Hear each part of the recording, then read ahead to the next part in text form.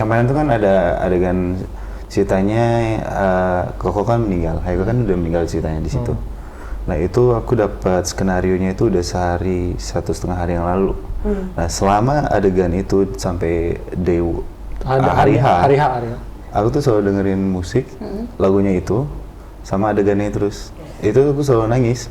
Orang itu bukan takut kehilangan orangnya, tapi takut kehilangan habitnya. Itu momennya. Ketika kamu takut kehilangan orangnya, itu artinya kamu nggak benar-benar cinta sama dia. Betul. Oh gitu.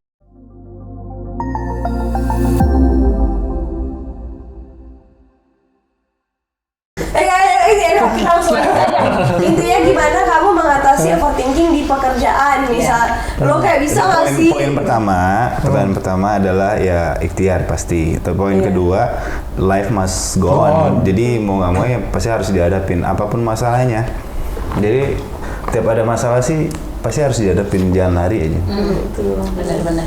Itu benar. Tapi kalau misalnya lagi insecure gitu, kayak insecure sama diri sendiri.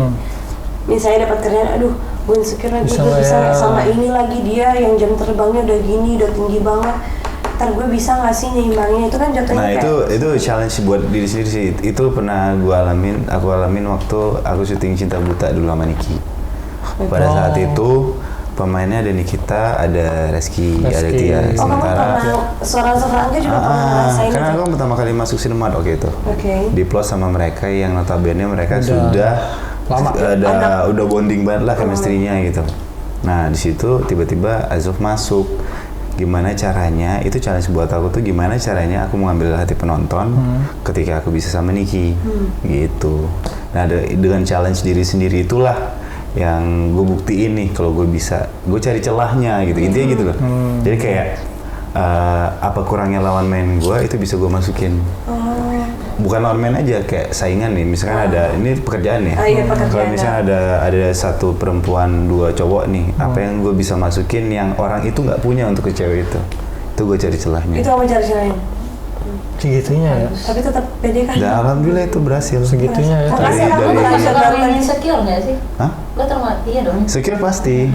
Nah tapi jadi kalau misalkan ada adegan-adegan yang di otak itu nggak nyampe, kadang-kadang kepikiran lagi kayak aduh harusnya beginiin ya gitu. Iya itu enak banget tuh kayak aduh harusnya gini ya gitu. Tapi memang bukan di peran doang ya, sebenarnya setiap karya mungkin di editing juga. Gue juga di editing sering. Kalau gue kasih gini nih. Semua pekerjaan deh kayaknya. Gue tuh tipe orang yang aduh seharusnya gini nih, misalnya keluar nih harusnya gue giniin nih gitu. Itulah evaluasi terus kan makanya. Kata Om Matius Mucus, dia pernah bilang kalau misalkan abis take terus kalian kepikiran sama adegan yang lagi dilakuin, itu berarti kamu tuh udah aktor namanya.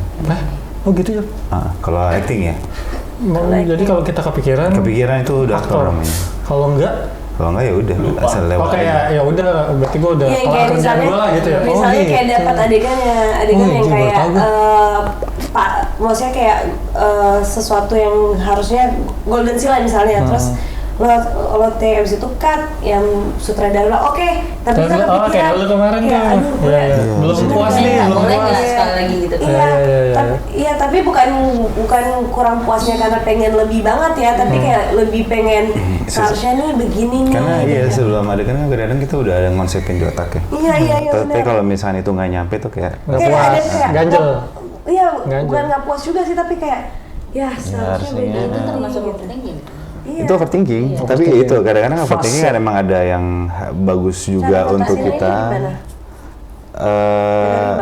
Nggak menerima juga sih. Ya pertama kalau misalnya udah lewat ya ikhlas, mau nggak mau untuk coba lagi selanjutnya, tapi lebih baik. Oh di saat yang ada kan masih ada apa itu di situlah kita perbaikin gitu ya. Misalnya gagal, misalnya dari 90 scene itu di satu scene satu gagal ya udah kita evaluasi perbaikin. Kalau di akuntansi ada nilai imaterialnya, jadi kalau selisihnya nggak banyak ya udahlah gitu, masih dimaklumi. Ada satu contoh gini, kemarin tuh kan ada adegan ceritanya Koko kan meninggal, Haiko kan udah meninggal ceritanya di situ. Nah itu aku dapat skenarionya itu udah sehari 1,5 hari yang lalu. Nah selama adegan itu sampai hari H, aku tuh selalu dengerin musik, lagunya itu, sama adegannya terus. Itu aku selalu nangis. Ya ada Andi juga, aku di situ pernah nggak? Tahu yang lu diam di situ kan? Gue diam di situ nangis. Jadi udah selalu di otak bakal adegannya kayak gimana. Aku tuh udah ngebayang kayak, oh ini udah di tempat tidur rumah sakitnya, nanti adegannya begitu, itu di otak itu dari sehari sebelumnya, malah kemarin malamnya. Sebelum syuting itu. Nah pas aku udah bilang juga sama Aikonya pas hari H untuk kita nggak ngobrol. Pas syuting itu pas itu nggak ngobrol. Sampai cuma say hi doang, say hi udah terus kita pisah terus ngobrol. Karena nah itu yang aku bilang kayak aku nggak mau gangguan dari luar itu ntar di set tuh ngedistract. Iya benar. Dan alhamdulillah all crew juga ngerti itu. Jadi selama itu sebelum take, jangan kan gitu deh, jauh sebelum take itu masih adegan-adegan lain, aku sendiri terus. Dan setiap aku baca skenario yang bagian itu, kru juga tahu, aku selalu nangis. Karena ngebayangin itu nangis. Jadi seharian tuh matanya sembab ini kayak capek, itu kelihatan banget di iya aja pulang syuting, buset kata gue. Bagus sih, keren. Tapi lu puas nggak waktu itu, Jom? Masih ada sedikit, gue ngerasa kayak masih 70% dan itu masih. Tapi kan pasti manusia kan nggak akan pernah ngerasa puas sih. Enggak, gue ngelihat responnya bagus katanya tuh aktingnya Azuf di yang itu di FYP TikTok bagus banget gitu. Tapi lo untuk masuk ke peran itu emang lo ngebangun sampai seintu itu? Karena berarti gampang sih karena kan gua sama Eko juga dari sebelumnya kan sempat di SC kan. Jadi kayak ngerasa gue masukin peran itu selama gue kenal sama dia. Gimana rasanya ketika itu udah selesai berarti pisah kan. Nah itu yang ada di otak gue. Jadi masukin semuanya di situ. Rasa kehilangannya segala macam. Keren loh idola kalian loh. Keren banget. Nggak salah sih.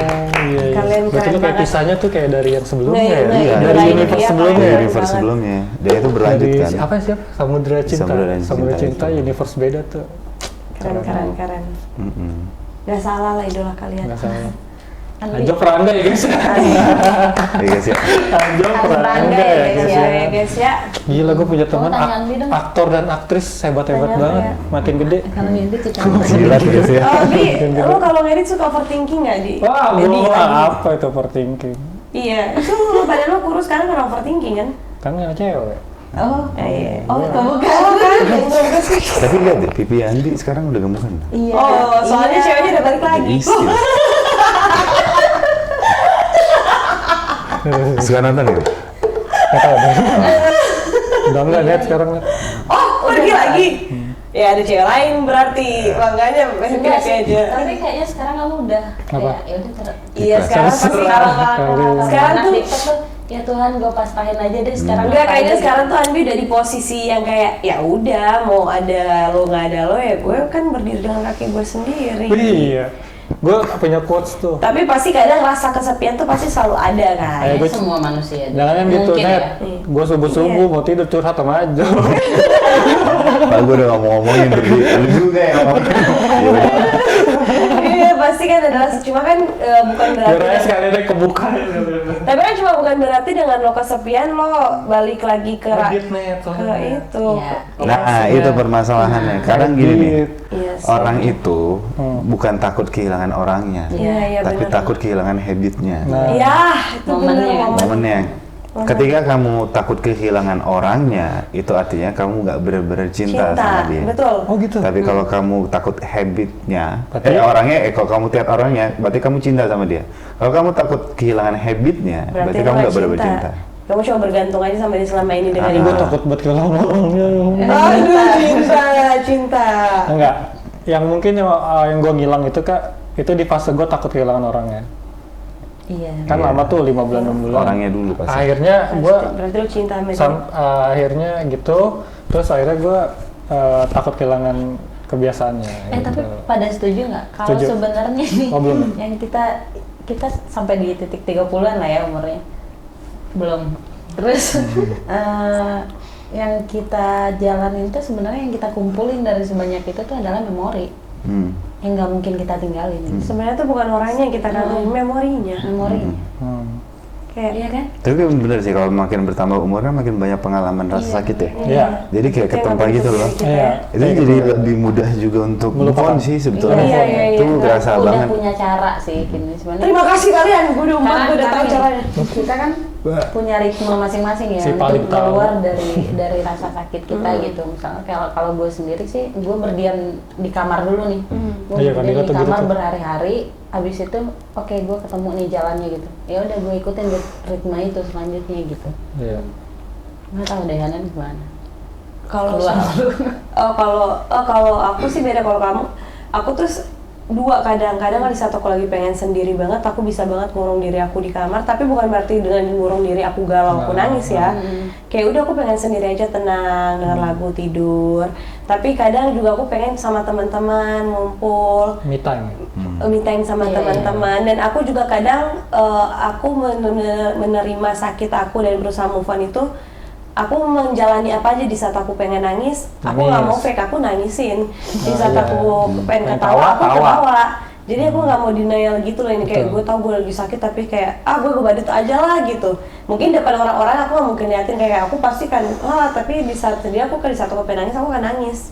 Aku menerima. Kebalikannya gue tuh nggak? Kalau gue kebalikannya gue.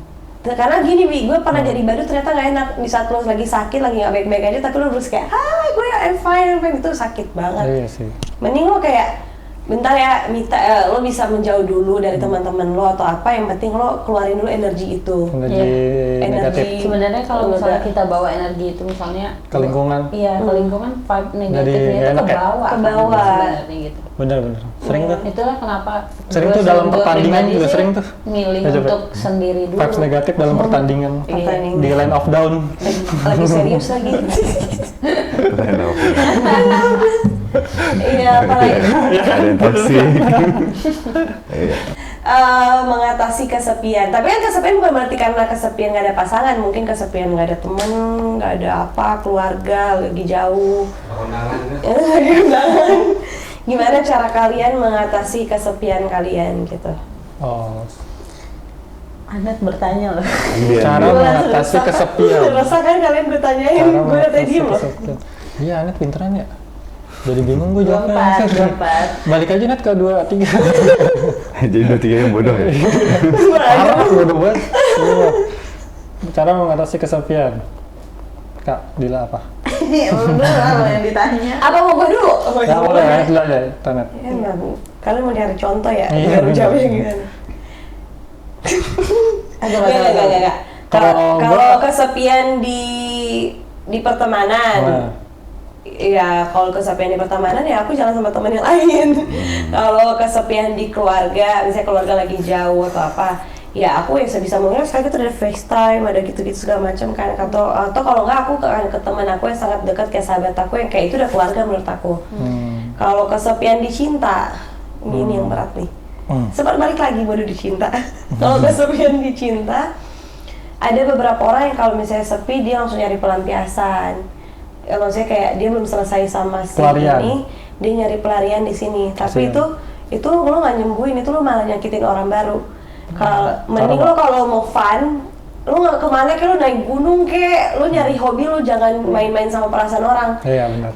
Karena dulu aku jujur aku pernah juga jahat gitu di saat aku belum sembuh sama satu orang ini, aku nyari yang lain, pelampiasan. Dan menurut aku itu aku bukan nyembuhin diri aku, tapi malah aku makin lukain diri aku dan aku ngelukain orang, itu jatuhnya jahat. Iya benar. Jadi akhirnya aku belajar untuk di saat aku lagi kesepian soal cinta nih, soal kayak apalagi dulu aku sangat gak bisa sendiri. Dulu tuh aku harus ada pasangan. Karena pertama kali pacaran kan langsung 5 tahun, 2 tahun yang jadi kayak emang di saat aku kenal cinta, di saat aku kenal cinta ya aku ya bener-bener gitu sama mereka. Jadi saat mereka pergi kan pasti ada tuh rasa kesepiannya kan. Nah akhirnya aku belajar untuk kayak wah kalau gue sepi, kalau gue ketemu orang baru nggak akan kelar. Gue bukan menyembuhkan jadi menyelesaikan hati. Tapi gue racun yang jadi racun gue belum selesai di gue bawa ke hubungan baru itu racun. Jadi gue sekarang kalau gue sekarang yang lagi ngatasin apalagi sekarang kayak gue sendiri nih. Saya lagi sendiri. Iya kebetulan, makasih ya ditanya. Ayo. Diobrol gue di lain. Ayo.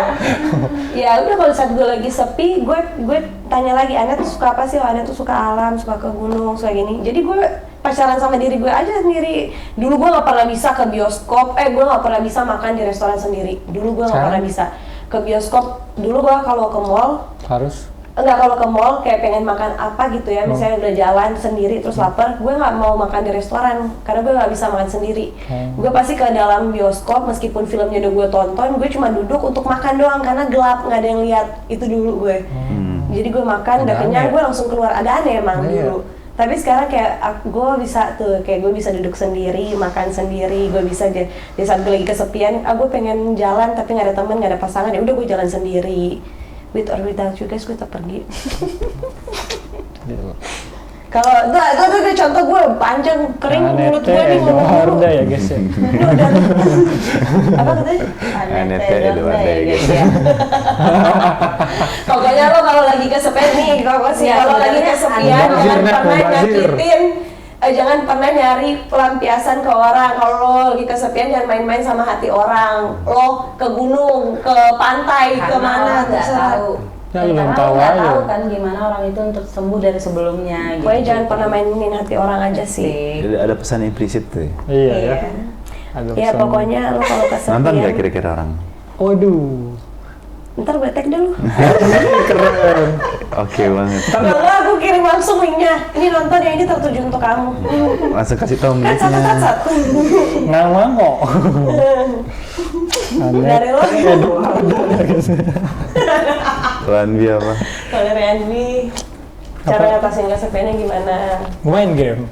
Bagus. Main game. Kalau keluarga nggak apa-apa, maksudnya bukan nggak apa-apa ya, maksudnya ya udah. Masih sama keluarga. Iya masih sama keluarga, jadi belum kesepian sih kita kalau sama keluarga. Kalau ke teman selalu rame tiap hari. Temen rame, cinta doang sih gue kesepian. Main game. Jangan mainin hati orang. Ada yang ngantuk guys. Iya yuk Pak, Gimana? Main game sama sih. Coba main game. Karena di game itu kan banyak teman juga. Iya pasti. Cara kesepian kamu menghilangkan di saat hari-hari kesepian gue sama dia. Oh itu. Tiba-tiba dia nggak ada. Dinikmatin dulu. Apanya? Nangisnya itu. Oh iya, aku bilang kan saat nangis. Dinikmatin dulu sampai selesai, sampai puas, terus ngerasa bodoh, akhirnya move on. Terus carilah satu-satu kayak teman ngobrol, main game. Cari kesibukan sih. Cari kesibukan. Bikin otaknya kepake aja. Iya benar. Makanya kasih aku kerjaan terus dong biar gue. Ada nih jadi kerjaan apa ya? Produktif. Amin. Si paling produktif. Aku, kamu udah tahu enggak deh. Kesepian ya udah deh, emang iya sendiri dulu, nikmatin dulu. Kadang emang nyakitin diri sendiri sih gitu, cuman lebih cepat keluarnya sih. Orang kan punya, maksudnya tuh Ntar dulu, ngerokok dulu. Lu tahu nih otak lu apa? Sawan. Iya. Tapi mungkin bagi orang agak aneh juga ya, gue dengerin lagu sedih dulu. Nikmatin juga. Iya, kita masuk nikmatin, dengerin lagu sedih sampai oke selesai. Terus mungkin cara kalau di agama kita mungkin sholat gitu. Iya. Sholat. Duh, gue lupa jawab itu lagi. Gue kan rasa sakit hati itu masih ada ya. Pasti. Ya udah lo perangnya sama Tuhan gue sekarang, bukan sama gue lagi. Sakit. Penulis ya guys ya. Bukan. Dila Bondan ya guys ya. Dila Bondan. Bukan sama gue lagi perangnya gitu. Ya udah sama Tuhan. Serahin semuanya. Tapi biasanya kalau kayak gitu udah sampai di titik itu bangun-bangun gue lega sih. Iya. Jangan sampai depresi ya. Amit coy. Iya, kita kan overthinking depresi kan. Bikin. Makanya makan harus teratur, tidur harus teratur. Oke. Jangan sampai depresi ya kayak. Kamu lah ya. Iya jangan ya, maksudnya semuanya juga jangan sampai kalau ada overthinking jangan sampai depresi. Pesan buat semuanya tuh. Jangan sampai overthinking. Ngomong-ngomong, kayak menarik deh. Lagu tadi kan dulu ngomongin lagu. Kalau lagi itu lagunya apa kak? Aku. Nah, kali ada yang mau itu juga ntar. Lagi sedih itu dengerin lagu apa kali? Aku. Nah. Apa? Aku aneh-aneh ya. Bukan. Apa? Aku tuh suka Novo Armor gitu. Enak ya. Kalau Anet apa? Kalau lagi sedih dengerin lagunya apa? Apa? Dengerin lagu apa? Kamu. Enggak, aku kalau sedih justru Bisa ya. Enggak, kalau sedih aku malah denger lagu Metal? enggak yang Keras? Bukan yang keras, apa? yang kayak bukan, gimana ya? Yang memotivasi. Yang memotivasi justru, jadi kayak misalnya Mario Teguh punya lagu? Ada. Bukan Mario Teguh. Ada. Kesel mama ini. Gak, kalau aku dengar lagu, aku nikmat dua proses aku dengar lagu yang sedih. Sedih dulu nih, yang kayak pernah aku cerita ke dia di saat aku lagi pernah ada down banget tuh, aku lagi dengerin lagu sedih banget. Bisa Besari ya? Bisa Besari? Enggak, pokoknya lagu sedih yang aku sampai nangis banget. Tiba-tiba aku bisa langsung switch lagu yang kayak bagian mood gitu. Abis itu aku ketawa, abis itu enggak, udah. Tapi itu sih, tapi sih through this feeling sakit banget sih lagunya. Ajok nih sekarang lagunya nih. Through this feeling, Lani. Apa? Oh, Lani, ada Lani tuh. Alright, but it just take iya dong. Ini Ajok sekarang. Kenapa gue? Lagu sedih apa kak yang bikin lu nangis? Gitu. Lagu sedih. Lagu sedih yang bikin nangis atau lagu? Iya, kalau lagi galau kan nikmatin tuh lagunya apa tuh biasanya? Jangan. Nggak apa-apa Jo. Kalau yang sedih dulu buatin dulu. Iya, dulu apa? Samson, gue tahu Samson bukan diriku. Bukan diriku. Ada judulnya penyanyinya Tori Kelly. Tori Kelly. Pepperhead. Itu Halilintar. Torik itu. Torik. Bukan If You Go, I Think I Understand. It's not that easy. Holding me, lu ngikut lu. Apa judulnya? Itu judulnya apa? Beautiful Things. Beautiful Things. But you should know that I miss you all the time. Itu sedih banget sih. Itu paling sedih. Gue Jenny kalau gue. Iya Jenny, Click 5 ya? Iya. Jenny, what's your name? Kalau gue ini deh, let's kill this love. Jeng. Oke, udah makin gak jelas. Oke, pembicaraannya seru sekali ya guys. Oke, ini udah pembicaraannya acara tuh. Jadi itulah isi podcast kita malam ini. Semoga podcast nggak tuh? Enggak sih. Isi obrolan ide garasi kita malam ini. Semoga ada yang bisa kalian tangkap lagi mancing. Semoga ada manfaat. Ada manfaat, bisa kalian pelajarin juga. Dan ya maaf kalau ada salah-salah lagi seperti biasa. Dan kita tutup karena mereka bertiga. Kalau bertiga ngomong gue gak boleh serius. Kita tutup ya. Gak cengengesan. Oh iya. Tuh ada yang komen tuh ada yang komen. Gak apa-apa, gimana gue ceritanya gue live tuh ada yang komen gitu. Maaf ya ibu-ibu, bapak-bapak, kakak-kakak, adik-adik, om-om, tante semuanya emang aku dari lahir udah cengengesan. Pas lahir langsung nangis. Dari aku lahir tuh bukan nangis tapi kayak Nete Edward deh guys. Katanya gue serius gak cocok. Iya. Teman-teman gue gitu. Oke, semuanya thank you udah nonton. Dadah. Bye-bye. Bye-bye. Assalamualaikum warahmatullahi wabarakatuh. Waalaikumsalam.